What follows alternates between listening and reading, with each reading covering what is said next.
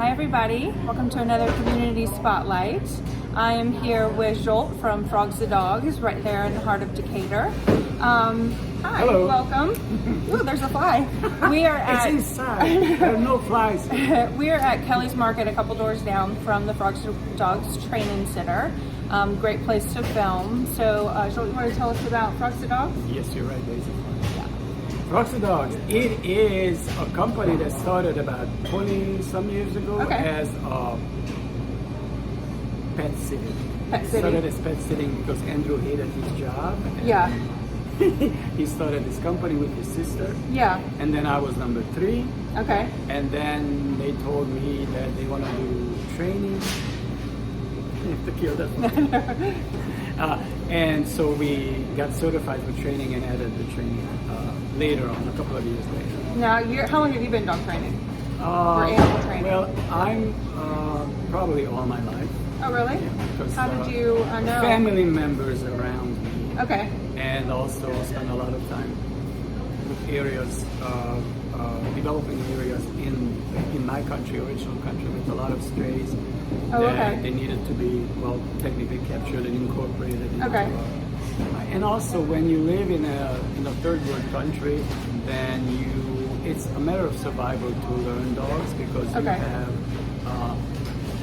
dogs who actually breed without any kind of intervention with humans, and they form packs, so people actually have to have a survival instinct and know about them to be able, like a lot of times I had to walk to school, not in the snow, but I had to be able to handle myself when then you're like 6 years old, 7 years old, going to school. So it sounds like a pack of wild dogs. Well, they were not as bad as the ones in Asia or India or any other worlds, because it's a little bit not as third world as some of the other countries in that group, but and they had a little more of handling on it, but I lived in remote areas. Okay. Where are you that from? Was a problem. Well, I was originally born in Budapest, Hungary, but spent a lot of time I actually went to a school when they had more than one grade in one room. So oh wow, because it was small? Yeah, it was so tiny and it was so away from everybody. Yeah, okay. Yeah, the teacher just had like us in different groups, and we did all different things. Yeah, anyway, and then on your way home, you have to fight for your life to make it through the packs of wild dogs. Yeah. Yeah. How long have you been in Atlanta? Moved to the U.S. in '82, and I think I ended up in Atlanta in '83. Oh, okay. How do you like Atlanta? Love Atlanta. That's why I'm here. Yeah. I was on my way to Florida. Oh, really? And I decided this is fun. Yeah. It's just at that point it was a little bit more. I don't know. It was a little bit more interesting than now. Okay. But it's still interesting. But at that point it was charming. Before the changes that came with the Olympics, we had a little bit more of a neighborhood feeling in different areas. Right now, as opposed to I believe we have like 3 downtowns right now. Yeah.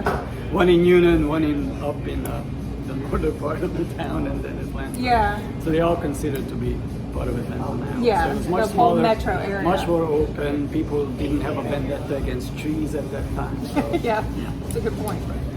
So what all services do y'all offer at Frogs the Dogs? So but now it's so big that we have actually sort of branches. They still do the pet sitting. They do training, like private training with trainers. Okay. We have individual classes. So but actually no, that's like one-on-one. Okay. That's another group, and then there are classes. Yeah. And then what I'm doing is the rehabilitation training. So we end up with dogs that unknown background.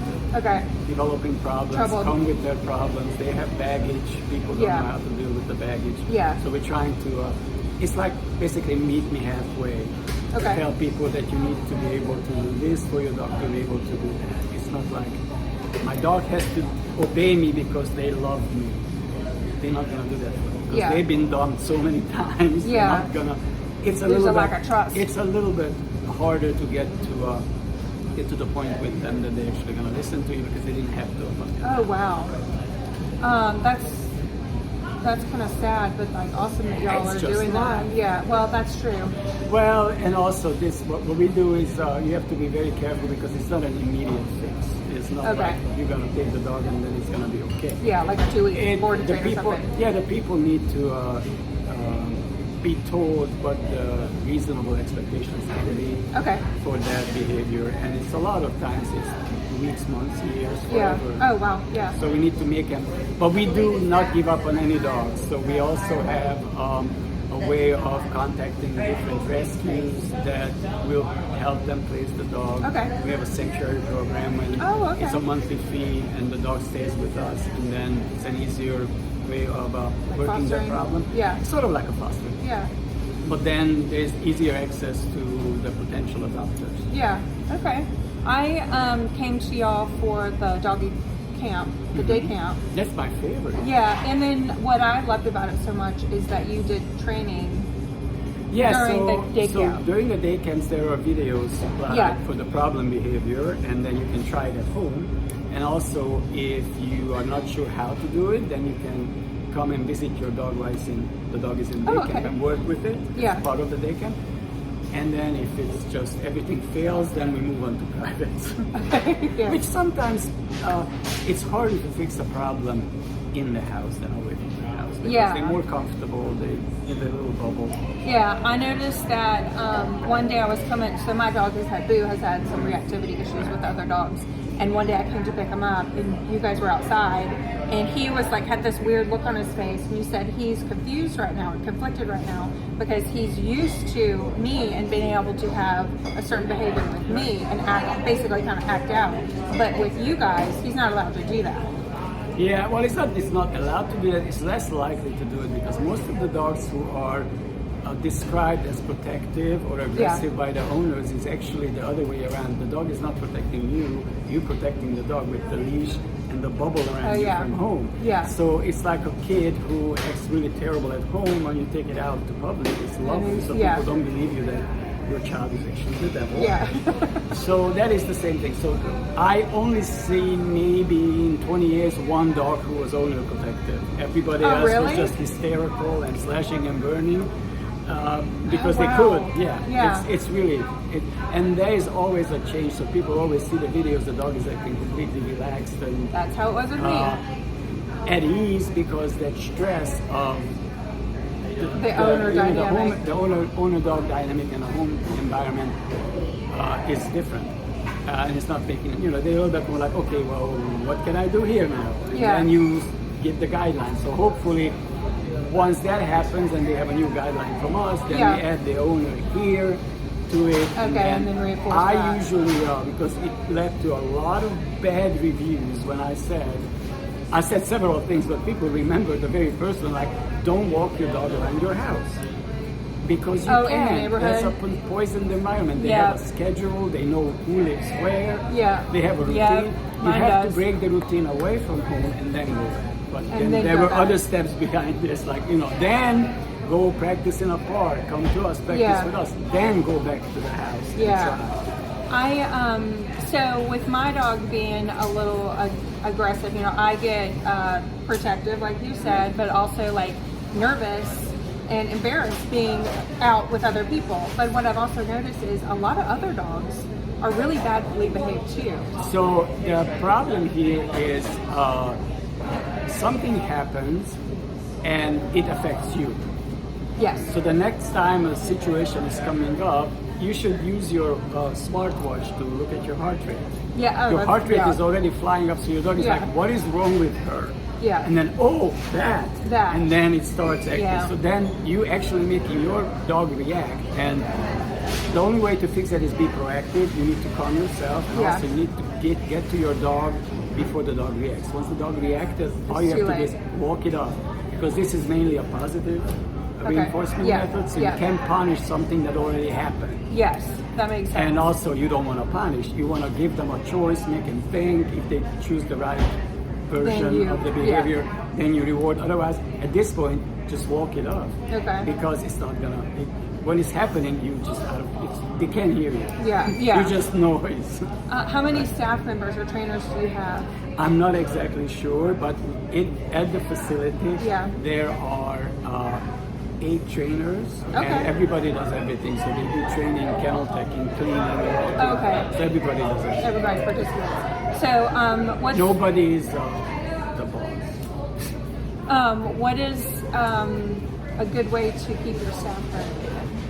I think the job itself motivates people. Yeah. So what we do is whenever somebody wants to work here, and that is not the easiest way to get employees. So we put out ads, they come, and then we just let them hang out with us and see what we do before they make a decision. Yeah, and then they that's come great. back with a really number. Yeah. Because the place is noisy and scary sometimes. It is. But as you stick with it, you see the dogs heal and develop. And well, technically we are working with aggressive dogs only, and we rarely have incidents. Oh wow! I mean, I didn't know that. No, we really don't have people going to the emergency room. Occasional little scratches and bumps. Yeah. And I think maybe it was one incident when a dog got actually attacked by another dog, like downright attack, but they all lived and it's fine. Yeah. And they both still coming. Oh, okay. So, and they made up. So this is they like, made up. and that's another important thing is that just because your dog was into a fight, it's normal. They fight all the time. Yeah. But if you are not able to handle that, then it's going to be a problem. Yeah. And keep away is not the way to fix it. Yeah. Anyways, Avoidance. back on the horse. Yeah. Do the trainers that you guys hire, are they certified? So actually I was going to say, or, so ads, what we do with the ads is that people come in, if they like to work with us, then we start them up just working with trainers, ease them into it, and then once they decide that's what they want to do, then they're going to go certified. Oh, okay. But my favorite way of doing it is that we have a company in California called Animal Behavioral College. Okay. And they actually use us as mentors for the local people who go to it's an online school, but they use local trainers for mentoring. Yeah. And I think that almost everybody that mentored with us ended up working in some, either a pet sitter or dog walker or trainer or a class trainer. Yeah. So a lot of those people just actually stay. I mean, not everybody's full time. Yeah. So I know you we're on But actually, the job motivates people because they play with dogs. It's rewarding. It's great. Especially for the younger generations, it's like they finally out. It helps them to communicate instead of being on the phone all the time. Yeah. They have to make eye contact with the dog. Yeah. And that's a problem with this kind of a like you can't just look away and then talk to the dog. You can't. You have to be engaging. So a lot of parents bring their children to just to volunteer and hang out because it does give them something else and other outlets to socialize. Great socialization. So I know that you are real friendly with other businesses up and down this strip that we're on. We're trying to be good neighbors. Yeah. I mean, it looks like you are. We're here. Well, I mean, we actually come in limited exposure to Kelly's Market. We are allowed to bring a few dogs here. Okay. And work with being around people, being around noises and strange ideas. The coffee shop allows we can go in and order coffee and then come back out. Most of the restaurants in Decatur, the patios are dog friendly. Oh, okay. Yeah. What is your favorite restaurant in Decatur? Ooh, in Decatur. I have so many. Really, there's a lot of good food here. Well, obviously, I like Kimball House because I'm a patio person. Yes, me too. So out of all the ones, I think this is probably the prettiest and best. Because that used to be the train depot. Yeah. It has changed owners. Yeah. And how should I say, genre? But this has been holding, and they just did a beautiful landscaping. So it's really pleasant. It's beautiful over there. Right. Yeah. So anyway, and it's close. Right across the street. Do you have anything else that you want to share with our lovely I think we viewers? shared way too much. We had a really great, robust conversation. Right here. I think I'm good. All right. Well, thank you. Thank you for being here, No problem. we'll see you later.